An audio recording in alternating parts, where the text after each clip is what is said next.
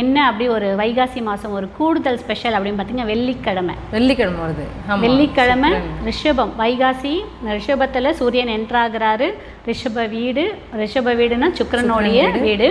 So வெள்ளிக்கிழமை நீங்கள் தாயாரோட வழிபாடோடு ஆரம்பிங்க. கரெக்டாக சூப்பராக இருக்கும். நீங்கள் எண்ணிய செயல் அனைத்துமே நடத்தி கொடுக்கக்கூடியதாக இருக்கும். இது என்ன வழிபாடுன்னு பார்த்தீங்கன்னா கொடி மரத்துலேருந்து கருவறைய முதல்ல போங்க. ஒரு 27 பெருமாள் கோயில் 27 பூ எடுத்துக்குங்க, இல்லை 27 கொண்டக்கடலை எடுத்துக்கோங்க, இல்லை 27 தாமரை எடுத்துக்கோங்க. உங்களோட வசதி வாய்ப்பு தான். நான் சொல்லிட்டேன்ல, உங்களுக்கு என்ன முடியுமோ அது. எதுவுமே முடியலனாலும் ஒரு 50 கிராம் உடச்சக்கல்ல வாங்கிக்கோங்க. ஒரு 7 ரூபாய் கிடைக்கும். 7 ரூபாய் இருக்கும். 27 எடுத்துக்கோங்க. அதை 27 எடுத்துக்கிட்டு கையில் வச்சுக்கோங்க. நேராக போங்க. கொடிமரத்தில் முதல்ல 3 முறை ஆசீர்வாதம் வாங்கிக்கோங்க. கீழே விழுந்து நமஸ்காரம் பண்ணிவிடுங்க.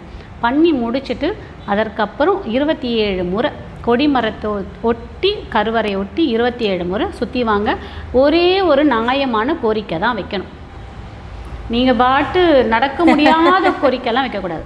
நியாயமான கோரிக்கை, ஒரே ஒரு கோரிக்கை வைங்க. உங்கள் பையனுக்கு கல்யாணம் ஆகணுமா, இல்லை உங்கள் பொண்ணுக்கு கல்யாணம் ஆகணுமா, உங்கள் பசங்களுக்கு வேலை கிடைக்கணுமா, இல்லை குழந்தை பிறக்கணுமா, இல்லை உங்களுக்கு வேலை கிடைக்கணுமா, இல்லை படிக்கணுமா, இல்லை ஜாப் மீன்ஸ் காலேஜில் சீட்டு கிடைக்கும், ஏதோ ஒரு வேண்டுதல், ஒரே ஒரு நியாயமான கோரிக்கை வச்சுட்டு 27 முறை சுற்றி வந்துட்டு வீட்டுக்கு போகும்போது ஒரு 10 ரூபாய்க்கு டைமண்ட் கல்கண்டு வாங்கிக்கோங்க. உப்பு பேக்கெட் வாங்கிக்கோங்க.